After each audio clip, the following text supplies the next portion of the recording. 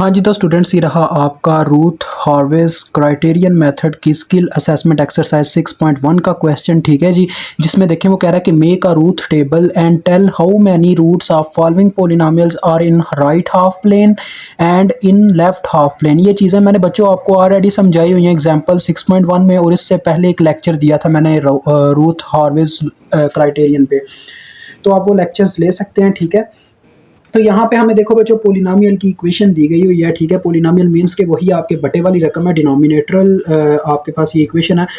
मैंने आपको बताया था कि आपने स्टार्ट कहाँ से करना है, यानी कि इसको कैसे हल करते हैं, आपको याद होगा। रूट यहाँ पे पहले हम रूट का टेबल ड्रा करते हैं। ठीक है जी, आगे स्पेशल केसेस आने वाले हैं नेक्स्ट क्वेश्चंस में, तो वो हम चलें जब आएंगे तो उन पर बात करेंगे। तो ये क्वेश्चन है आपके सामने, रूट टेबल इसका ड्रा करने लगा बच्चों। मैंने आपको बताया था जो सबसे हाईएस्ट पावर आपकी पाई जाएगी, यानी कि जो भी आप इक्वेशन लेते हो, इक्वेशन आपको पता कौन सी हमेशा लेनी है, हमेशा हमने इक्वेशन लेनी है डिनोमिनेटर वाली। डिनोमिनेटर वाली तो यहाँ पे बात यानी कि डिनोमिनेटर और नॉमिनेटर की फॉर्म में कोई इक्वेशन नहीं दी गई, यहाँ पे डायरेक्ट ही हमें डिनोमिनेटर की पोलिनोमियल इक्वेशन दे दी गई है। ठीक है जी, ये इक्वेशन है।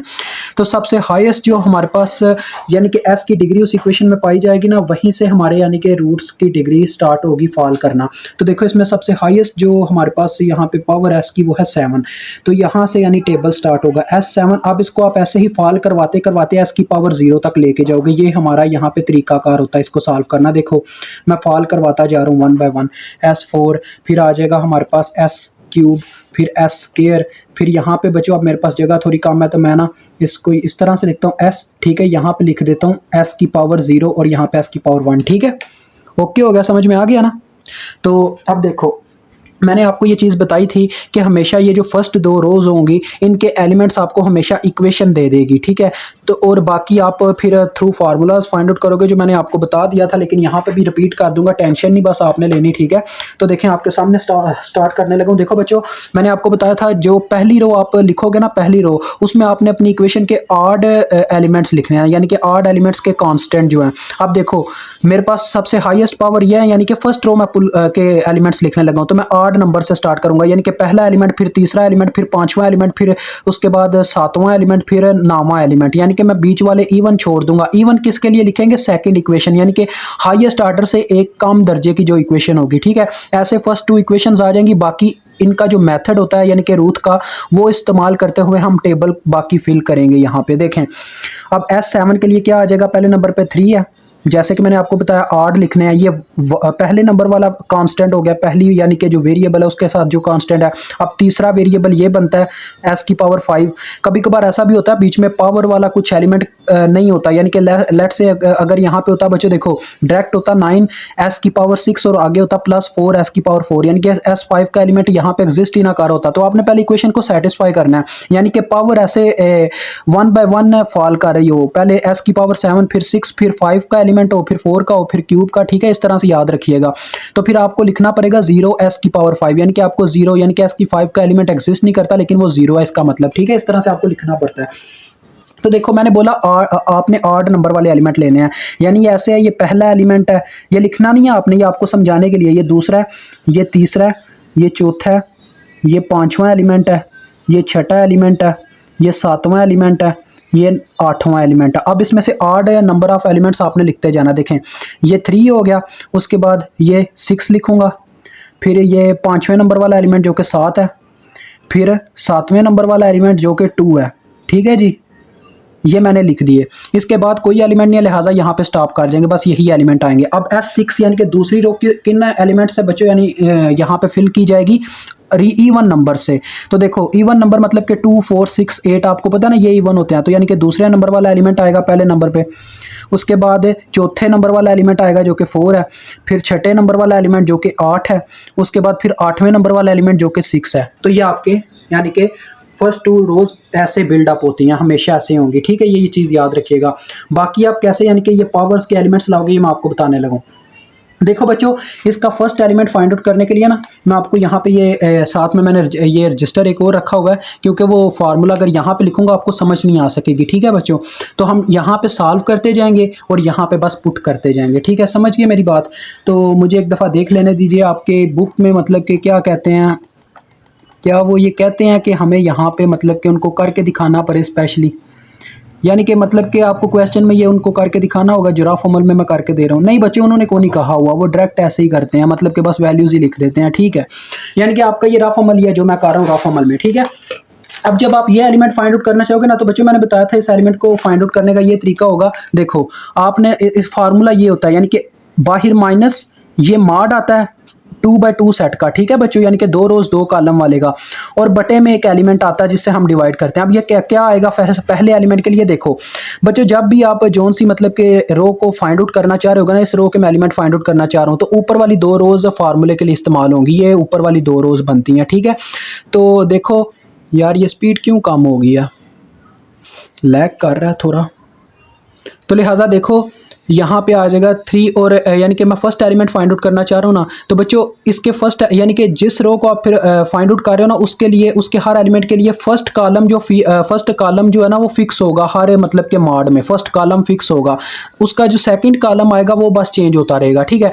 अब मैं फर्स्ट एलिमेंट फाइंड आउट कर रहा हूँ ना, तो फर्स्ट एलिमेंट जो है ना वो पता क्या करेगा, फर्स्ट एलिमेंट जो है फर्स्ट कॉलम तो फिक्स हुआ, दूसरा कॉलम उसका कौन सा आएगा, वो हमेशा इस एलिमेंट के आगे वाला, यानी कि जो कॉलम बनता है ना, यानी कि कह लो ये एलिमेंट फाइंड आउट कर रहा हूँ, तो इसका नेक्स्ट एलिमेंट के ऊपर जो कॉलम बनता है वो उसके यानी वहां पे आ जाएगा। देखो फर्स्ट कॉलम मैंने लिख लिया, फर्स्ट कॉलम 3 9, ये वाला 3 9, ठीक है। अब मैं ये वाला एलिमेंट फाइंड आउट करना चाह रहा हूँ, तो मैंने इससे आगे वाले एलिमेंट के ऊपर जो कॉलम है उसको लिख लेना इसके लिए, ठीक है, ये तरीका है। तो ये आ गया 6 और 4, समझ में आया। यानी कि जो एलिमेंट आप फाइंड आउट कर रहे हो उससे नेक्स्ट एलिमेंट के ऊपर वाले एलिमेंट्स को आपने लिख लेना, ठीक है।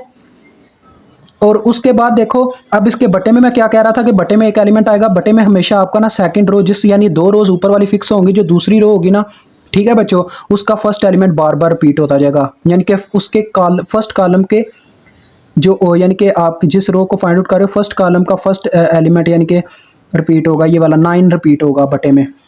तो ये 9 से आपके बटे में 9 आ गया। अब इसको सॉल्व करें, आपको पता ही होगा कैसे लेते हैं बच्चों, क्या नाम है अपना मॉड, पहले ये 2 नंबर मल्टीप्लाई होते हैं, ठीक है, तो 3 4 बार 12 आ गया, बाहर माइनस भी है ये भी आप जानते हैं, 9 6 बार कितना होता है यार अपने पास 6 9 जार होता है 54, तो सेंटर में आपको पता है माइनस पाया जाता होता है, तो -54 ऐसे आ गया, और बटे में आ गया 9।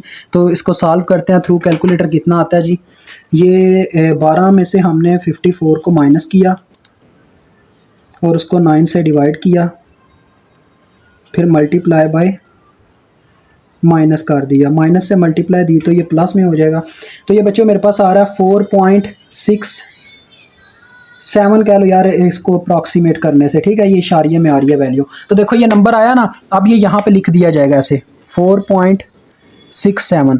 अब जो नेक्स्ट होगा, अब मुझे ये नंबर फाइंड आउट करना ना बच्चों, मैंने बोला था यानी कि जिस रो को आप फाइंड आउट कर रहे हो, जिस रो के एलिमेंट्स, उसके लिए मॉड के फार्मूले में पहला कॉलम फिक्स रहेगा, ठीक है, दूसरा कॉलम एक्सचेंज होगा। अब मैं ये एलिमेंट फाइंड आउट करना चाहता हूं, तो इससे नेक्स्ट एलिमेंट जो फाइंड आउट करना है ना, उससे ऊपर वाला कॉलम अब सेकंड नंबर पे लिखा जाएगा। देखो जरा गौर करना, मुझे ना ऐसे आपको दिखाना है, पर दिखाना चाहिए। इसको मैं यहाँ पे फाइंड आउट करता हूँ इसके नेक्स्ट एलिमेंट को, ये देखो बच्चों ये ऐसे आ जाएगा, ये फार्मूला लिखने लगा हूँ, देखो माइनस, ये मैंने मॉड लिख दिया। मॉड में मैंने आपको बताया जिस रो को आप फाइंड आउट करो जिसके एलिमेंट्स, उसके लिए ऊपर वाले 2 रोज के फर्स्ट कॉलम जो हैं, यानी कि जो उनका फर्स्ट कॉलम है वो फिक्स रहेगा, यानी कि ऊपर आ जाएगा 3 और 9, यानी कि फर्स्ट कॉलम फिक्स है, दूसरा कॉलम बार बार चेंज हो रहा है।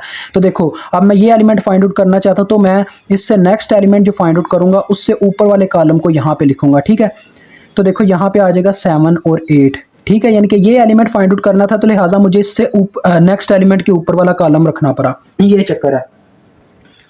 या ऐसे कह सकते हो जिस कॉलम को आप यानी जिस कॉलम के एलिमेंट को फाइंड आउट करना चाहोगे ना, कॉलम होता है वर्टिकल लाइन, ये कॉलम का एलिमेंट फाइंड आउट करना चाहते हो उससे नेक्स्ट कॉलम के अपने एलिमेंट वहां पे पुट करने हैं, ठीक है, ये तरीका कार है। और बटे में क्या आ जाएगा, बटे में बार बार 9 ही आएगा, यानी कि 9 फिक्स है यहाँ पे इस रो के लिए, इस रो के एलिमेंट्स के लिए। तो देखो अब इसको फाइंड आउट करेंगे तो फार्मूले में क्या आ जाएगा, माइनस इंटू 8 3 बार 24, सेंटर में माइनस होता है, और 9 7 बार बच्चों कितना होता है, 9 7 बार हमारे पास होता है 63, हाँ 63 होता है, और बटे में है 9। तो देखते हैं ये कितना बनता है, तो देखते हैं जी, चेक करते हैं, 63 माइनस 24 हो जाएगा ये माइनस की वजह से, और डिवाइडेड बाय अगर मैं इसको 9 कर दूं, तो ये बच्चों मेरे पास ये आ रहा है 4.33, ठीक है, 4.33 आ रहा है, ये भी फाइंड आउट हो गया आपको, ठीक है।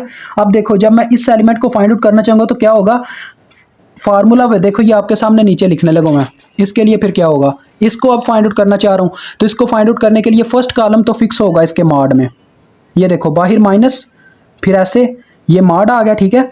फर्स्ट कॉलम तो फिक्स है but second column bar bar change हो रहा है, तो सेकंड कॉलम आप देखो ये फाइंड आउट करना चाह रहा हूँ, तो नेक्स्ट एलिमेंट के ऊपर वाला कॉलम ले लूंगा जो कि 2 और 6 है। ठीक हो गया जी, और बटे में 9 ही आएगा।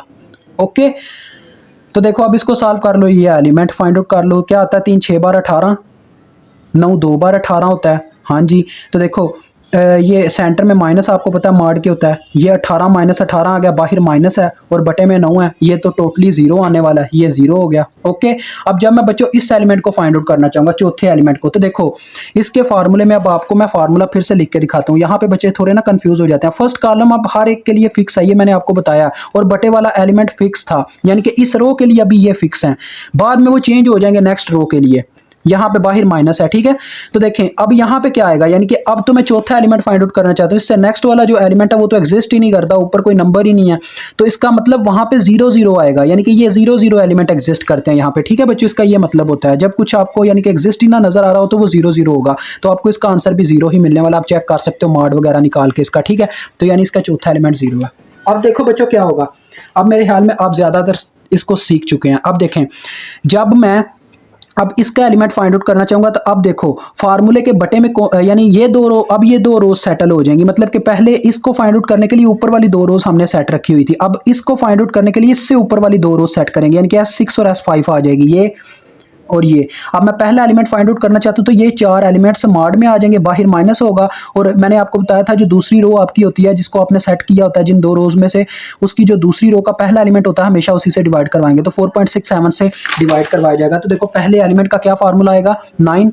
ये देखो ये मैं आपके सामने लिख रहा हूँ फिर से, ये आ जाएगा 9 और 4 ऊपर, ये देखो 9 और ये वाला 4.67, यानी कि फर्स्ट कॉलम बार बार फिक्स है इसके लिए। और इस एलिमेंट को फाइंड आउट करना चाहते हो तो इससे नेक्स्ट वाले एलिमेंट के ऊपर वाले कॉलम के एलिमेंट्स ले लूंगा जो कि 4 और 4.33 है, यानी कि जो 2 रो आपकी फिक्स होंगी हर एक के लिए। तो अब ये 2 एलिमेंट आ जाएंगे 4 और 4.33, ठीक है बच्चों। और बटे में क्या, बाहर माइनस होता है कि ये भी आप जानते हैं, और बटे में क्या आएगा हमेशा ये वाला एलिमेंट, यानी कि सेकंड रो का फर्स्ट एलिमेंट होगा जो फिक्स रोज होंगी, तो ये आ जाएगा 4.67 बटे में। अब इसको मैं टोटली सॉल्व करके बच्चों आपको इसका आंसर देने लगूँ, ठीक है। तो हाँ, तो बच्चों मेरे पास इसका आंसर आ गया। ये इसका पहला एलिमेंट बच्चों हमारे पास आ रहा है -4.34, ठीक है जी।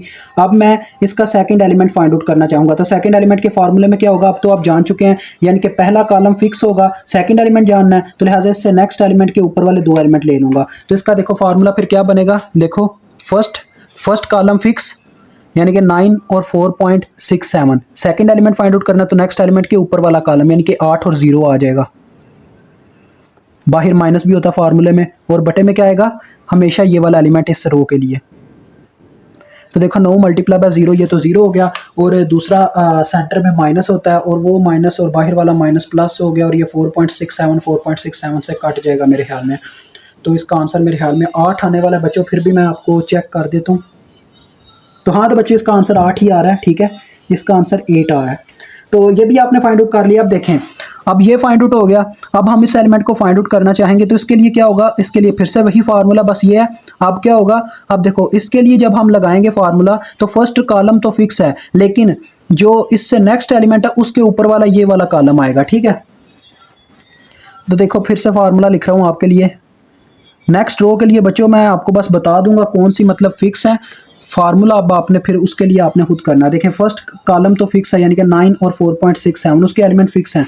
अब ये एलिमेंट फाइंड आउट करना तो इससे अगले एलिमेंट के ऊपर वाले जो रोज फिक्स की हुई हैं वो उनके एलिमेंट ले लेने हैं 6 और 0। तो यहाँ पे आ गया 6 और यहाँ पे 0, ठीक है। और बटे में आपको मैंने बताया कि कौन सा एलिमेंट फिक्स है इस रो के लिए, फर्स्ट एलिमेंट है यानी कि सेकेंड रो का फर्स्ट एलिमेंट जो कि ये है। तो इसका आंसर आपको बच्चों मिलने वाला 6, ठीक है। ये मुझे वैसे ही पता नज़र आ रहा है, क्योंकि जिनका मैथ तेज़ होता है ना वो मॉड में इतना यार कह लो कि लंबा चौड़ा नहीं करते, उनको इजी लगता है ये। तो 6 इसका आएगा, तो ये 6 आ गया बच्चों। अब देखो मैं नेक्स्ट आपको वैसे ही समझा रहा हूँ, ज़रा गौर कीजिएगा। ये एलिमेंट मुझे फाइंड आउट करना है ना, ज़रा गौर कीजिएगा। ये एलिमेंट जब मैं फाइंड आउट करना चाहूँगा ये वाला एलिमेंट, तो मुझे क्या करना होगा, बाहर माइनस इंटू मॉड के अंदर फर्स्ट कॉलम तो फिक्स होगा, दूसरा कॉलम आएगा इससे नेक्स्ट एलिमेंट के ऊपर वाले एलिमेंट्स जो कि हैं ही 0 0। तो क्या होगा, 9 भी 0 से मल्टीप्लाई होगा, 4.6 भी 0 से मल्टीप्लाई होगा, तो ये एलिमेंट भी बच्चों 0 आ जाएगा, ठीक है। यानी कि हमें इतना साफ नज़र आ रहा है कि हमेशा लास्ट एलिमेंट्स जो है इसका रो का ज़ीरो हो रहा है फाइंड आउट करने पे, ठीक है। इतना हमें यानी कि फिक्स पता चल रहा है, क्योंकि हमेशा हर बार ये हो रहा है कि बच्चों जब लास्ट एलिमेंट फाइंड आउट करने जाते हैं तो लास्ट एलिमेंट के जो नेक्स्ट मतलब एलिमेंट होता है ना, वो होता ही नहीं, एग्जिस्ट ही नहीं करता। तो जब हमने उसके ऊपर वाले कॉलम को लिखना होता है तो वो होते ही जीरो जीरो है उनकी वैल्यूज, तो डेट्स वाई वो एलिमेंट जीरो ही निकल आता है। तो आपको जिस एस क्यूब में जाओ, एस स्क्वायर में जाओ, जिसमें भी जाओगे ना, उसका लास्ट एलिमेंट लाजमी फिक्स है, जीरो आएगा, ठीक है। ये हमें यहाँ पे नजर आ रहा है। अब देखो बच्चों, आपको मैंने बता दिया तरीकाकार, तो मैंने समझा दिया ना कि अब इसमें क्या होगा, एस क्यूब की दफ़ा क्या होगा, S5 और S4 अब फिक्स हो जाएंगी, ये दो रोज फिक्स हो जाएंगी। ये अब जो है ना ये फ्लो यानी स्टेबल हो गई है, इसको अब हम नहीं छेड़ेंगे, बस इन दो से हम इसके एलिमेंट फाइंड आउट करेंगे। फर्स्ट में मैं आपको फर्स्ट का बस फार्मूला बताने लगा, फर्स्ट एलिमेंट का, बाकी आपने ना फिर खुद निकालना है। देखें फर्स्ट के केस में क्या होगा बच्चों, ये एलिमेंट मैंने निकालना ना, तो मैंने बताया था आपको फार्मूलाज के अंदर हमेशा फर्स्ट कॉलम आपका जो दो रोज फिक्स रखेंगे उनका यानी कि फर्स्ट कॉलम तो फिक्स रहेगा, जो कि है 4.67 और -4.34। तो 4.67 और -4.34 हर दफ़ा एलिमेंट के मार्ड के बाहर माइनस होना करना है। तो अब मुझे ये एलिमेंट फाइंड आउट करना है, तो मैं क्या करूँगा, इससे नेक्स्ट एलिमेंट जो फाइंड आउट करना है उससे ऊपर वाले एलिमेंट्स लिख लूँगा, यानी कि उससे ऊपर वाले कॉलम को लिख लूँगा, जो कि है 4.33 और 8। तो ये आ गया 4.33 और 8, ठीक है बच्चों। और बटे में आप जानते हैं कौन सा एलिमेंट यहाँ पे बार बार रिपीट होगा, सेकंड रो का first column, first element sorry. तो ये आ गया, ठीक है। अब आप इसी तरह से हर एक के लिए सॉल्व करते जाएंगे और ये फाइंड आउट करते जाएंगे। बच्चों आप मुझे टाइम दे, मैं सारे आपको ना ये इसका फर्स्ट का आंसर बताता हूँ, फिर सेकंड का बताता हूँ, फिर थर्ड का, फिर फोर्थ का। फोर्थ आपको पहले बता रहा हूँ, जीरो आएगा, बता दूंगा कैसे जीरो आएगा, ठीक है। देखो ये मुझे वैसे ही पता चल रहा है। ये देखो बच्चों, जब मैं इस एलिमेंट को फाइंड आउट करना चाहूँगा तो एक ये कॉलम होगा, ठीक है, यानी फर्स्ट कॉलम तो फिक्स होगा, और इस एलिमेंट को फाइंड आउट करने के लिए ये वाले एलिमेंट को मुझे नेक्स्ट यानी कि कॉलम के एलिमेंट्स यानी कि नेक्स्ट कॉलम के एलिमेंट्स यानी कि नेक्स्ट एलिमेंट जो यहाँ पे एग्जिस्ट कोई करता हो उससे यानी कि ऊपर वाले एलिमेंट्स लिखने होंगे सेकंड कॉलम के तौर पे मार्ड के अंदर, जो कि है ही नहीं, तो लिहाजा जीरो जीरो ही वो पुट हो जाएगा। यानी कि ये लास्ट एलिमेंट मैंने आपको बताया जीरो जीरो ही आना है, तो यहाँ पे वैसे ही जीरो जीरो लिख दो यार, आना ही जीरो है, कन्फर्म है ये। तो अब मैं यार आपको ये ना निकाल के बताता हूँ क्या आते हैं एलिमेंट। तो हाँ, तो बच्चों देखो ये मैंने पूरी रो के एलिमेंट्स फाइंड आउट कर दिए हैं। 12.94 आया फर्स्ट, ठीक है। सेकंड के लिए आपको पता था क्या होना था, ये वाला कॉलम फिक्स रहना था, ठीक है, सॉरी ये नीचे वाला ले गया हूँ, ये वाला कॉलम फिक्स रहना था, ये दो एलिमेंट, और इस एलिमेंट से नेक्स्ट एलिमेंट के ऊपर वाले कॉलम को मैंने लेना था, जो कि 0 और 6 था। तो लिहाजा 0 और 6 आ गया और ये दोनों आ गए, ये 0 से मल्टीप्लाई होकर 0 हो गया टोटली, ठीक है। और 4.67 से 6 मल्टीप्लाई हुआ और डिवाइड हमने किया बच्चों इसको 4.34 से, उसकी वजह क्योंकि माइनस और माइनस कट चुका था, यानी कि ये कैलकुलेशन तो आप जानते ही हैं। आगे ये 0 कैसे आया देखें। अब इसको फाइंड आउट करने के लिए मुझे नेक्स्ट कॉलम को फिक्स रखना था, इस यानी कि ये देखो जब मैंने इस एलिमेंट को फाइंड आउट करना था तो माइनस इंटू मार्ड में आना था, ये फर्स्ट कॉलम फिक्स, ठीक है। और आगे इस एलिमेंट के नेक्स्ट इस एलिमेंट से नेक्स्ट एलिमेंट जो फाइंड आउट करना है उससे ऊपर वाले कॉलम के नंबर्स मैंने लिखने थे, जो कि दोनों जीरोस थे। तो देखो इसने 0 से मल्टीप्लाई होकर 0 होना था, सेंटर में माइनस आना था, इसने 0 से मल्टीप्लाई होकर 0 हो जाना था, दैट्स वाई आंसर में हमें 0 ही मिल रहा था। तो ये आप फाइंड आउट कर सकते हो यार इजीली। अब नेक्स्ट में क्या होगा, ये दो रोज फिक्स हो जाएंगी, ठीक है, और ये स्टेबल हो जाएगी। तो देखो अब क्या होगा बच्चों, अब आप सब जानते हैं जब ये दोनों फिक्स हुई तो इस केस में ये होगा कि अब आप इस एलिमेंट को से डिवाइड करवाओगे, जो भी आपका आएगा। मैं फर्स्ट बार बार आपको ना बताता रहूंगा बच्चों, फर्स्ट यानी कि फार्मूला क्या होगा फर्स्ट एलिमेंट के लिए। देखो फर्स्ट एलिमेंट जब मुझे फाइंड आउट करना है यहाँ इस जगह का, तो देखो ऊपर वाली दो यानी कि जो हमारे पास रोज हैं वो फिक्स हैं, तो फर्स्ट कॉलम तो आ जाएगा एज इट एज, क्योंकि फर्स्ट कॉलम हमेशा फिक्स रहता है हर एलिमेंट के लिए। बाहर मार्ड के माइनस आएगा, तो यह है -4.34 और नीचे वाला एलिमेंट 12.94, ठीक है। तो देखो ये आ गया। अब मुझे ये एलिमेंट फाइंड आउट करना है, तो इससे नेक्स्ट एलिमेंट के ऊपर वाले कॉलम के एलिमेंट्स लिखने हैं, ठीक है जी। तो 8 और 6.45 आ जाएगा, 8 और 6.45, और बटे में क्या आएगा बच्चों, हमेशा जिस रो जो दो रोज आपने फिक्स किया उसमें से सेकंड रो का फर्स्ट एलिमेंट जो कि 12.94 है, ये बटे में आ जाएगा। तो ये आपका फार्मूला बन गया फर्स्ट एलिमेंट के लिए। इसी तरह से आप जब सेकंड एलिमेंट फाइंड आउट करना चाहोगे तो बस मार्ड में बच्चों ये फ़र्क आएगा कि मार्ड में ये सारा इतना फिक्स रहेगा, देखो इतना हिस्सा फिक्स रहेगा इस फार्मूले में, बस ये कॉलम चेंज होता जाएगा, यानी कि हर एलिमेंट के लिए यही हो रहा है अभी तक के लिए, ठीक है। अभी तक यही हो रहा है कि अब मैं ये एलिमेंट जब फाइंड आउट करना चाहूँगा ना, तो ये भी फिक्स रहेगा और इससे डिवाइड होने वाला नंबर भी फिक्स रहेगा, मार्ट के बाहर माइनस भी फिक्स रहेगा। बस अब क्या होगा, जब ये एलिमेंट फाइंड आउट करना चाहूँगा तो मुझे इससे नेक्स्ट एलिमेंट के ऊपर वाले 2 एलिमेंट्स उसमें इंक्लूड करने होंगे उस दूसरे कॉलम की जगह। तो यहाँ पे उसकी दफ़ा आ जाएगा 6 और 0। ठीक है बच्चों, ये आपको समझाने के लिए मैंने बताया। आपको वैसे समझ तो आ चुकी होगी अब तक। तो देखें बच्चों, ये भी एलिमेंट्स मेरे पास आ गए हैं। 10.2 आया, 6 आया, फिर 0 आया। ठीक है जी, और नेक्स्ट वैसे ही 0 आने वाला है। तो लिहाजा अब S1 की तरफ जब हम बढ़ेंगे तो क्या होगा, अब ये 2 रोज़ फिक्स हो जाएंगी, ये और ये ऊपर वाली जो है स्टेबल हो जाएगी। अब ये 2 रोज़ हम फिक्स करेंगे।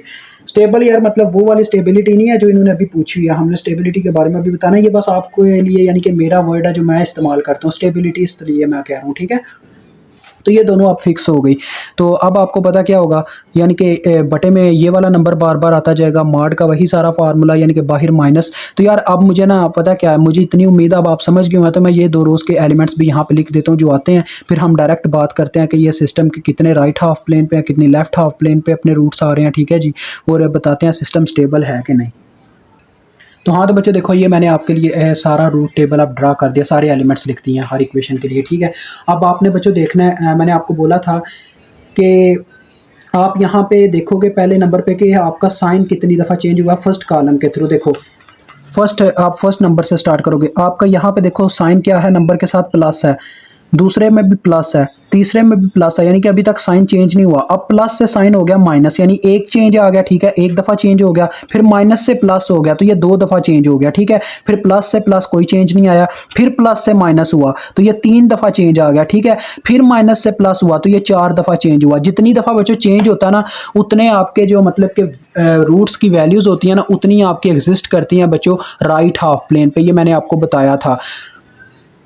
अगर आपको नहीं पता तो आप जाके हमारा लेक्चर एक दफ़ा ले लें, रूथ हार्वेस क्राइटेरियन का जो मैंने लेक्चर दिया हुआ है। ठीक है, तो मैंने आपको ये सामने ये बता रही है कि इसका मतलब 4 दफ़ा चेंज हुआ है, तो 4 वैल्यूज़ तो आपकी एग्जिस्ट करेंगी किस साइड पे, राइट हाफ प्लेन पे। और पीछे एस की जितनी यानी कि जो एस की हाईएस्ट पावर होती है ना, उतने रूट एग्जिस्ट करते हैं। अगर 4 बच्चों राइट साइड पे हैं तो बाकी कितने बचे, 3 होंगे लेफ्ट हाफ प्लेन पे। तो अब आप इसका यानी कि लास्ट में ये लिखोगे जो उन्होंने पूछा हुआ हमसे,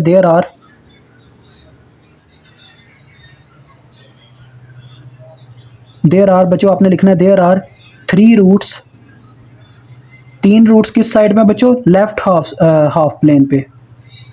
ये देखें लेफ्ट हाफ प्लेन लिखा हुआ है। मैं ना इसके लिए शॉर्ट फॉर्म इस्तेमाल करूंगा, आपने पूरी लिखनी है। देयर आर 3 रूट्स इन आपने लिखना आगे, इन LHP। ठीक है बच्चों, left half plane and 4 roots इन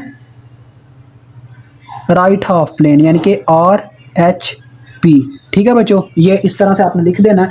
तो बाकी आपने ये भी बताना सिस्टम स्टेबल है या अनस्टेबल है। बच्चों ये अनस्टेबल सिस्टम है। एक दफ़ा भी अगर आपका साइन चेंज हो जाए ना, यानी कि अगर एक रूट भी आपका एग्जिस्ट करता है ना राइट साइड पे, राइट हाफ प्लेन में, तो फिर आपका सिस्टम होता है अनस्टेबल। तो ये आपका सिस्टम अनस्टेबल है। ठीक है, तो अभी मुझे इजाज़त दें, यहाँ पे आपका ये क्वेश्चन ख़त्म होता है। तो अभी तक के लिए इतना ही। खुदा हाफिज़।